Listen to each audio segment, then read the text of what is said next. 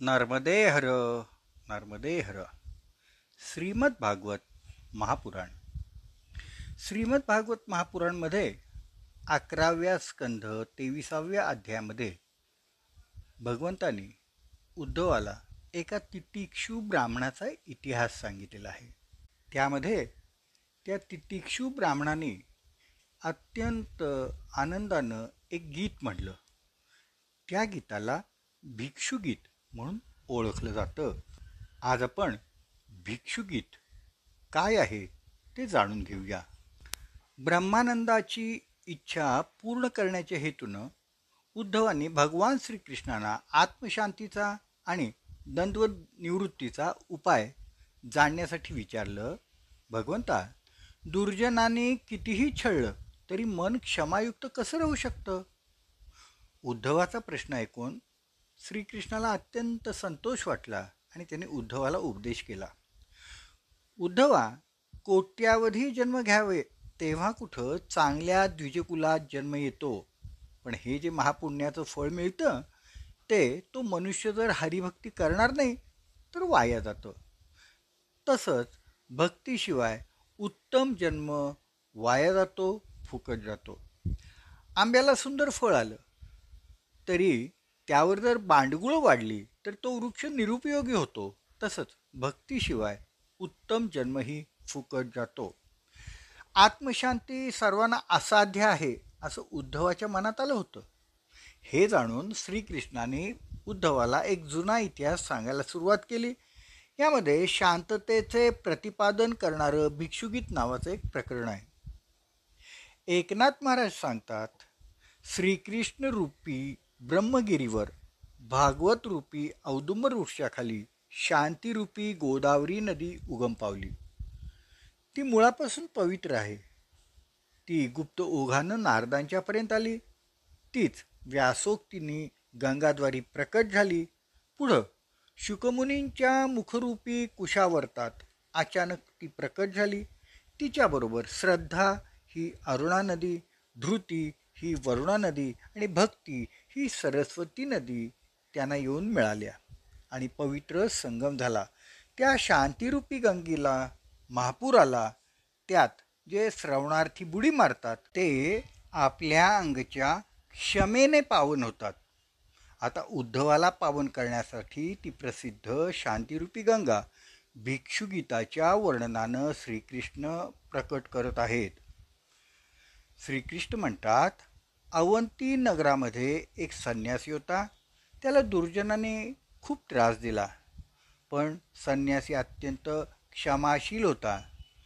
तो संन्यासी मनामध्ये समाधानानंच म्हणाला की या दुर्जनांच्या कृत्यानं माझ्या पूर्वीच्या पापाचा क्षय होईल, कारण दुर्जनांच्या वर्तनानं आपल्या दोषांचा सहजच नाश होतो असं संन्यासी समजत असे.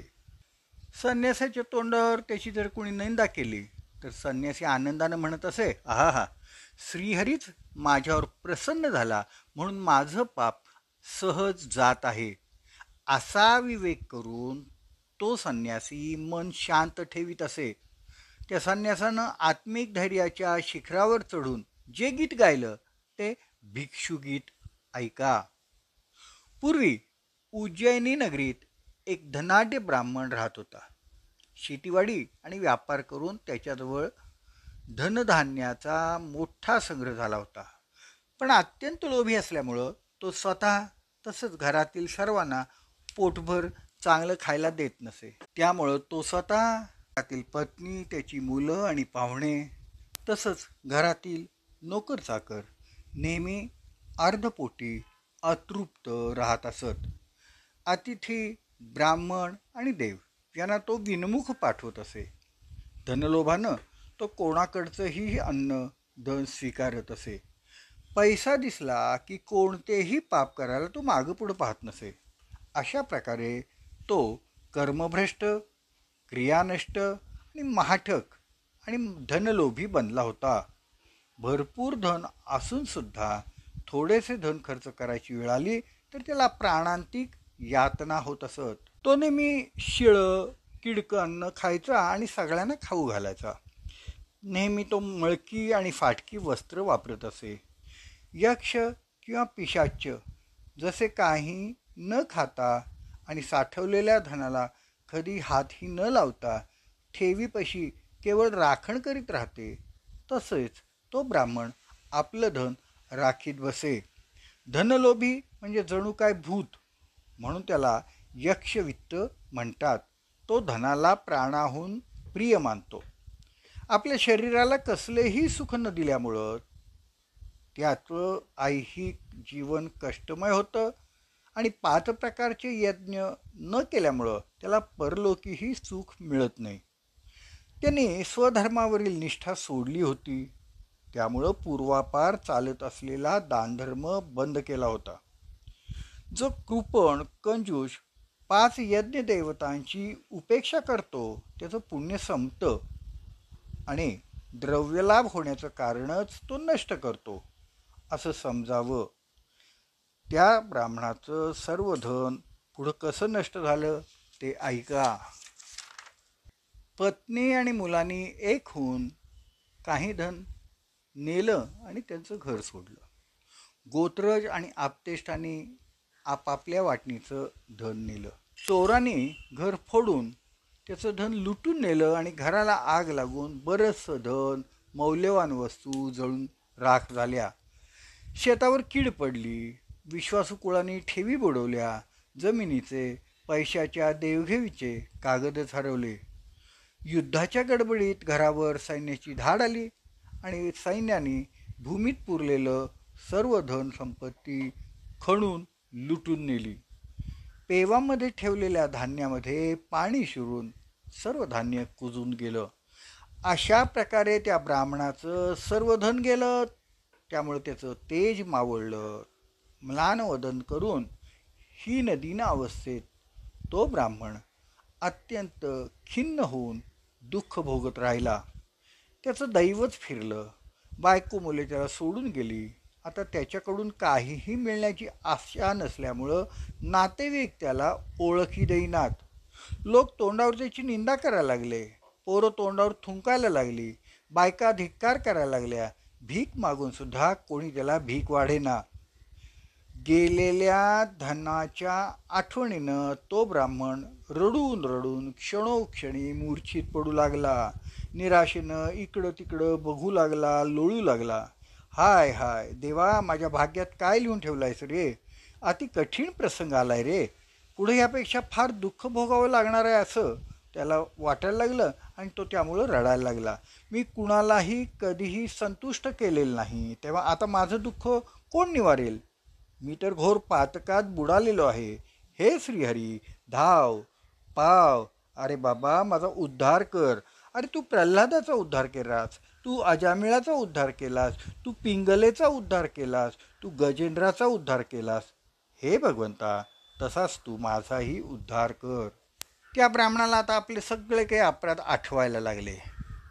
खरोखर मी कधीही रामनाम घेतलं नाही.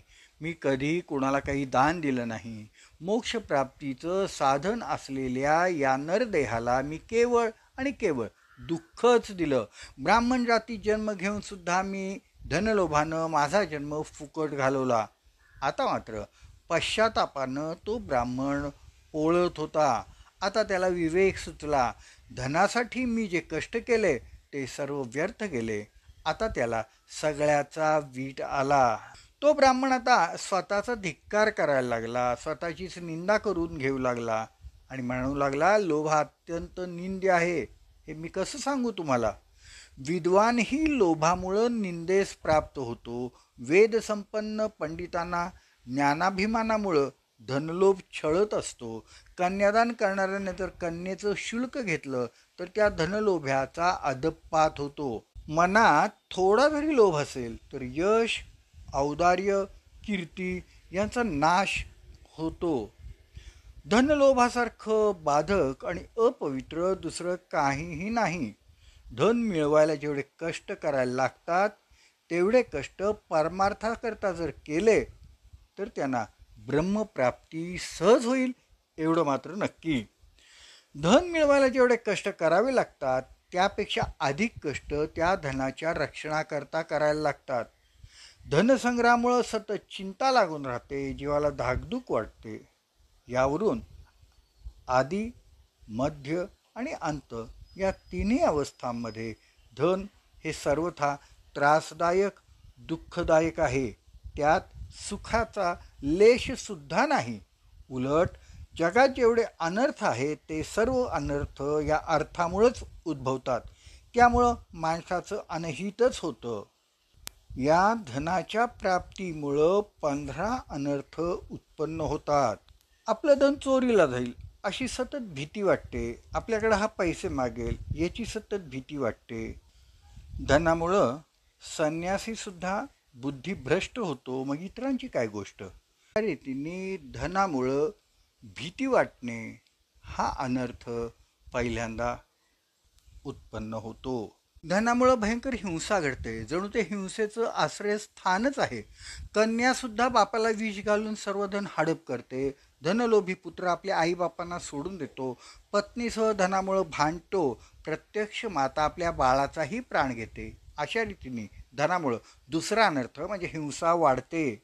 धन असेल तिथं असत्य राहतं. धन आई वडिलांसह असत्य बोलायला भाग पाडतं. धनलोभानं कन्येचा विक्रय करणारे विद्वान धनासाठी असत्य बोलतात.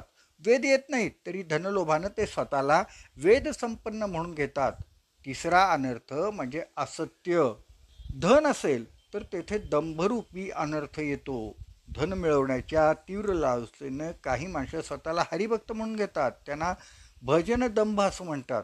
ज्ञान संपादन केल्यावर शिष्य ज्ञानाचा अभिमान बाळगतो. गुरुपेक्षा स्वतःला ज्ञानी समजायला लागतो. तो दांभिक शिष्य होय. गायत्री मंत्राचा विक्रय करणारे आणि स्वतःला ब्रह्मनिष्ठ समजणारे खरोखर दांभिकच होत. परद्रव्य आणि परान्न मिळावे, आपल्या देहाची प्रतिष्ठा वाढावी म्हणून वरवरचा खोटाच सात्विकपणा दाखवतात ते दांभिकच. हा दंभ चौथा अनर्थ आहे. धनाजवळ कामवासना नित्य राहते. धनमदाने तो हव्या त्या स्त्रीशी अधर्म कृत्य करतो. धनवान नीती सोडून निंद्य कर्मे करण्याची खूप शक्यता असते. काम हा धनाला कायमचा जडलेला असल्यामुळं तो धनिकाला छळत असतो. धन येताच अनेक कामना उत्पन्न होतात. असा हा पाचवा अनर्थ काम हा धनापाशी असतो. धनवानानं इच्छिलेली वस्तू किंवा सुखभोग प्राप्त होण्याची आड क्षुल्लक जरी गोष्ट आली तर क्रोध उफाळून येतो.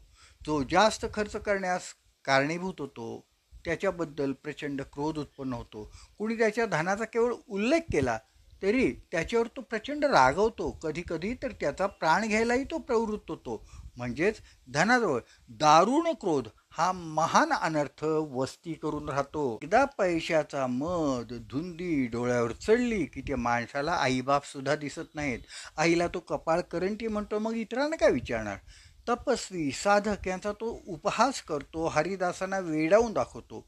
धन आणि ज्ञान यांच्या गर्वानं माणूस गुरुजनांशी सज्जनांशी ताठ्याने वागतो. त्यांच्या शब्दांची अवहेलना करतो. त्यांची निंदा करतो.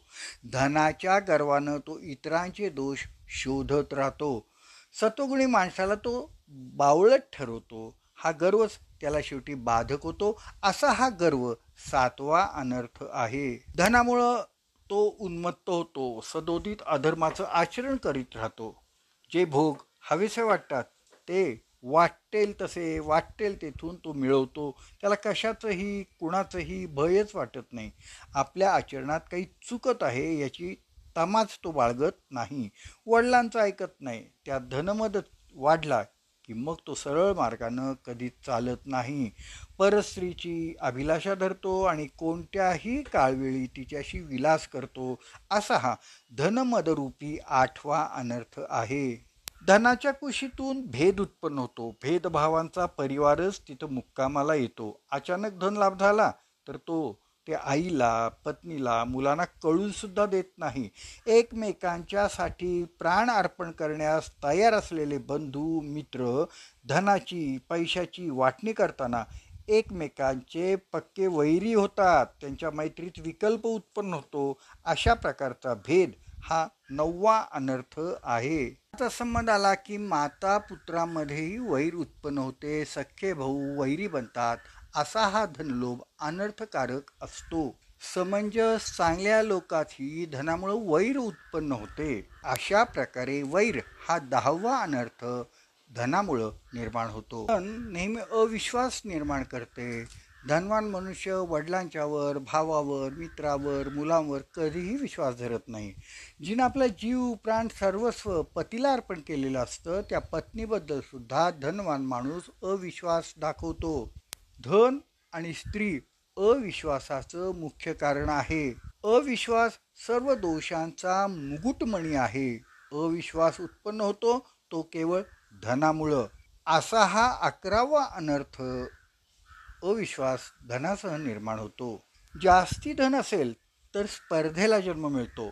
तो म्हणतो मी कुबेरासारखा केवळ संपत्तीचा, धनाचा रखवालदार नाही, तर मी माझ्या पैशानं श्रीमंत झालो आहे, असं म्हणून तो इतर धनवानांना तुच्छ लेखतो आणि इतर धनिकांशी स्पर्धा करतो. धनाच्या बाबतीत आपल्यापेक्षा कोणी जास्ती धनवान होईल या भीतीपोटी तो सतत अधिक धन जमवण्याचा प्रयत्न करतो, स्पर्धा करतो. याप्रमाणे धन बरोबर स्पर्धावृत्ती हा 12वा अनर्थ आपोआप येतो.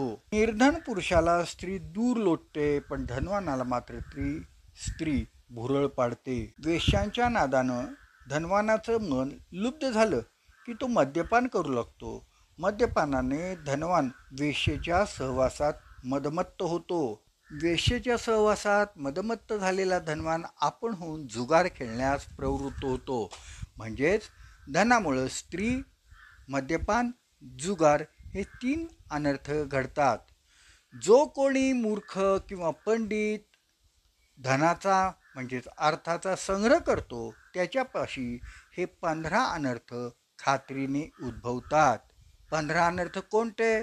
तर चोरी, हिंसा, असत्य, दंभ, काम, क्रोध, गर्व, मद, भेद, वैर, अविश्वास, स्पर्धा, स्त्रीसंग, मद्यपान आणि जुगार असे हे 15 अनर्थ धनामुळे प्राप्त होतात. म्हणून अर्थ नावाच्या अनर्थाला लांबच ठेवावं. यासाठी स्वहिताची किंवा मोक्षाची इच्छा असणाऱ्या हरिभक्तानं अर्थ अवश्य टाकावा. द्रव्याला, धनाला, अर्थाला स्पर्शही करू नये. म्हणून महत्त्वाचा उपदेश असा आहे की ज्याला मोक्षाची इच्छा आहे त्याने कायेनं, वाचेनं, मनानं अर्थाचा त्याग करावा. अर्थाच्या वाटेलाच जाऊ नये. असा विचार करून तो कृपण ब्राह्मण मनाशी म्हणाला, देह मिळून सुद्धा मी भगवत भक्तीची उपेक्षा केली, स्वधर्माचं आचरण केलं नाही. धन अनर्थाचं साधन आहे, त्याचा त्यागच केला पाहिजे. म्हणजे धनसंपत्ती रस्त्यावर टाकायची काय? भगवान सांगतात, धनाचा त्याग कसा करावा ते उद्धवा तुला सांगतो, नीट ऐक. धन यज्ञासाठी, सत्कर्मांसाठी, श्राद्धासाठी, गुरुजनांच्यासाठी, अन्नदानासाठी, गरिबांच्या उद्धारासाठी खर्च करावं. त्यामुळं आई, वडील, पत्नी, मुले, संत, गुरुजन, अतिथी, गरीब सुखी होतात आणि त्यामुळं आपल्याला पुण्य लाभ होतो. त्याच्या धर्माची पताका वैकुंठात फडकत राहते. आता त्या ब्राह्मणाला खूप पश्चाताप झाला.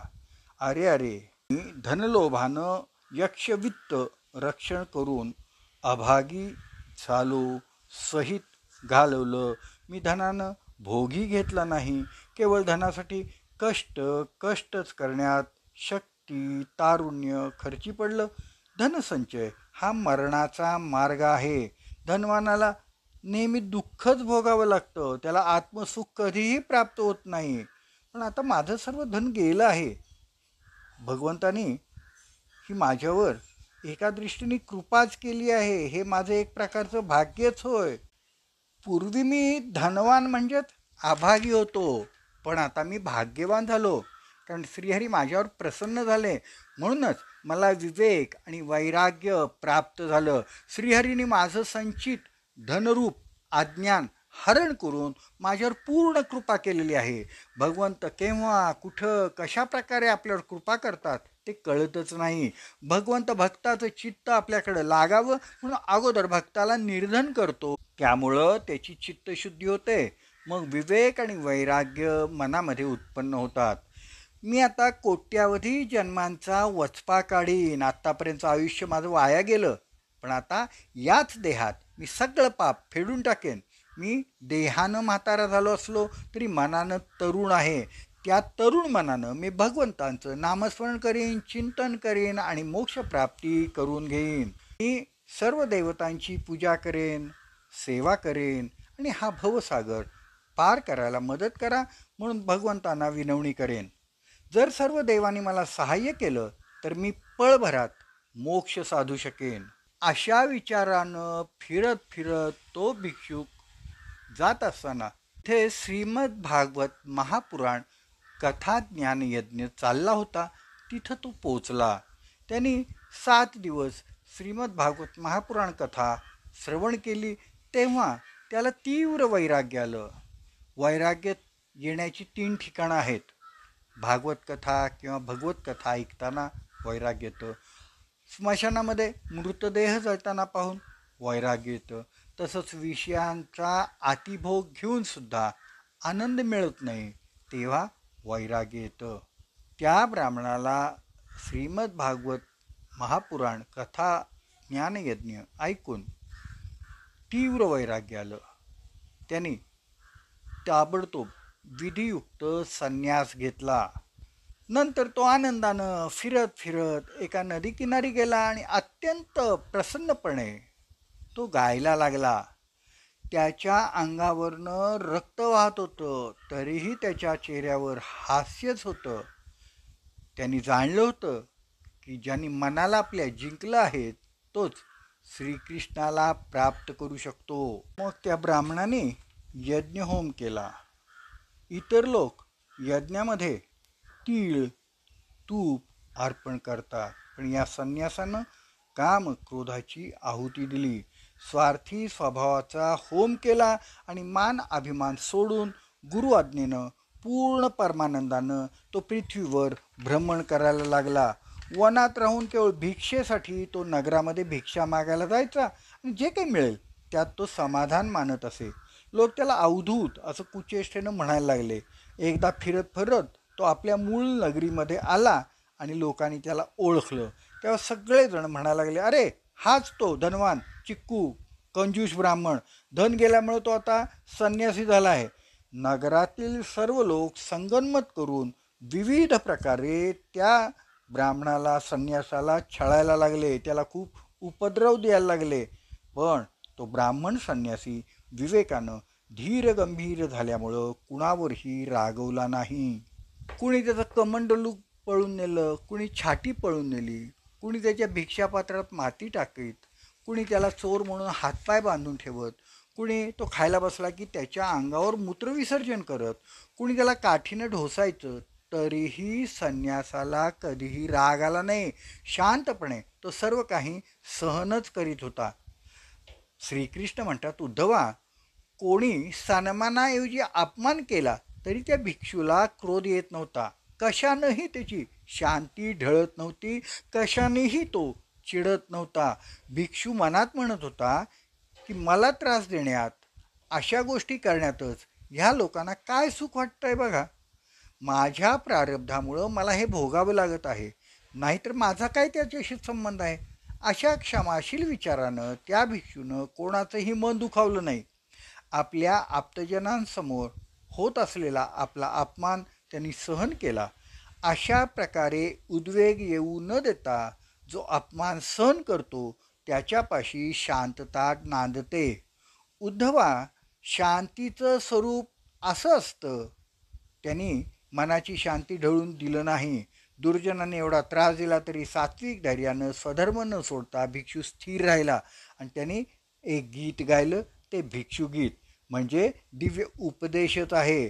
तो तू सावधपणे ऐक, अवधान देऊन ऐक, कारण त्याच्या श्रवणानं जो काही बोध मनात तुझ्या ठसेल त्यामुळं तुझं सुखदुःखादी द्वंद्व नाहीसं होईल. शांतीचा मनामध्ये उत्कर्ष होईल व सायुज्य मुक्ती घरी चालत येईल. खरोखर उद्धवा तुझं भाग्यच थोर आहे, म्हणूनच मी तुला भिक्षुगीत ऐकवतो. श्रीमद भागवत महापुराणच्या 11व्या स्कंदामध्ये 23व्या अध्यायातील श्लोक क्रमांक 43 ते 58 हे भिक्षुगीत आहे. तो ब्राह्मण भिक्षू म्हणतो, हे लोक माझ्या दुःखाला कारणीभूत नाहीत. देवता, आत्मा, ग्रह, कर्म, काल हे सुखदुःखाला कारण नाहीत. श्रुती सांगतात त्याप्रमाणे संसार चक्र चालवणारं हे मन आणि मनच केवळ सुखदुःखाला खरं कारण आहे. तर मी जन, देवता, आत्मा, ग्रह, कर्म, काळ यांच्यावर का बरं क्रोध करू? कुणीही माणूस सज्जन, दुर्जन, उदासीन आपल्या दुःखाला कारणीभूत नसतात, कारण सर्व देह पंचमहाभूतांच्यापासूनच बनलेले असतात. म्हणजे माझा आणि इतरांचा देह तोच आहे. त्यांचं आणि माझं सहजच त्यामुळं ऐक्य आहे. सुखदुःख मनात उत्पन्न होतं. सर्व देवता मनकल्पित असतात. मनच देवतारूप आहे, त्यामुळे सर्व सुखदुःख मनापासूनच दिसतात, होतात. आत्मा तर निर्लेप आहे. आत्म्याच्या ठिकाणी द्वैताचे भानच नसते. आत्मा आपल्याला कष्ट देतो, सुखदुःख देतो असं का बरं म्हणता? आत्मा तर परमात्म्याचा अंश आहे. तुमच्यातला आत्मा आणि माझ्यातला आत्मा एकाच परमात्म्याचा अंश आहे. मग आत्मा आत्म्याला का बरं त्रास देईल, का बरं कष्ट देईल? आत्मा तर निर्लेप आहे, अदृश्य आहे. असा हा आत्मा दुःख कसं काय देणार? आपण तर सर्व परमात्म्याचे अंश स्वरूपच आहोत. या आत्म्याला कोणी मारू शकत नाही, भाजू शकत नाही किंवा मारूही शकत नाही. मग हा अदृश्य आत्मा मला का बरं त्रास देईल? खरं म्हणजे आत्मा त्याच्याच कल्याणासाठी माझ्याजवळ आलेला आहे. आत्म्याचा देहात शरीरात प्रवेश का झाला? तर आत्म्याला जन्ममरणाच्या चक्रातून सुटून परमात्म्यामध्ये एकरूप व्हायचं आहे म्हणून.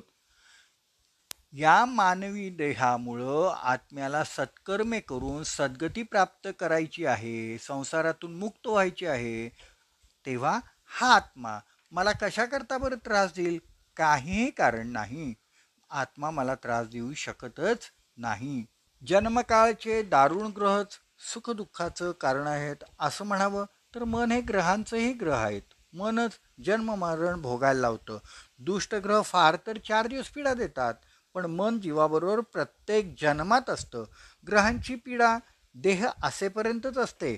मनानं जर देहाभिमान धरला नाही तर ग्रहांची पीडा मांडण्याचा प्रश्नच येत नाही. अर्थात मनच सुखदुःखाला कारण होणारा महाग्रह आहे. स्वतःच कर्म दुःख देतं असं म्हणता येत नाही, कारण कर्म तर बंधनातून सोडवतं. ते दुःखपद कसं होईल? मनानं जर कर्माचा संकल्पच केला नाही तर ते सुखदुःखांचे प्रकार उत्पन्न करू शकत नाही. वस्तुतः स्वकर्म शुद्धच असते, विक असते, पण मनच त्याला सकाम बनवतं. त्यामुळं अनेक योनीत जन्म घ्यावा लागतो. खरं म्हणजे आत्मा हा जन्म मरणापासून मुक्त असतो, तरी पण मला मरण आहे असं मनाने एकदा घेतलं की काळाची सत्ता अस्तित्वात येते. मनच समजतं की मला काळ नष्ट करत आहे. मनाची शंका हाच काळ आहे. निर्विकार मन ज्याचं आहे त्याला नश्वर काहीही भासत नाही. तिथं काळ कसा प्रवेश करणार? म्हणजेच काळ सुद्धा माझ्या सुखदुःखाला कारणीभूत नाही, कारण काळ सुखदुःख देणाराच नाही. यावरून लोक, देवता, आत्मा, ग्रह, कर्म, काळ हे आपल्या सुखदुःखाला कारणीभूत नसतात, हे लक्षात घ्या. मन आपल्या सत्तेनं अनेक वृत्ती निर्माण करतं. या वृत्ती पुढे त्रिगुणात्मक होऊन त्यांच्या विशिष्ट वृत्ती बनतात. सत्व, रज, तम या गुणांनी देव, मनुष्य आणि पशुपक्षी आदी योनी निर्माण होतात. मनाचं सामर्थ्य विलक्षण असतं. ते क्षणात मनोराज्य निर्माण करतं, तसंच नष्टही करतं. मन निर्गुणाला गुणाच्या बंधनात अडकवतं. ते मन जड, मूढ, अचेतन कसं उत्पन्न होतं ते आता भिक्षू सांगायला लागला. मन जड असतं, पण त्याची लीला अगाध आहे. आत्म्याचा मनाशी संयोग झाला की जीव पण उत्पन्न होतो.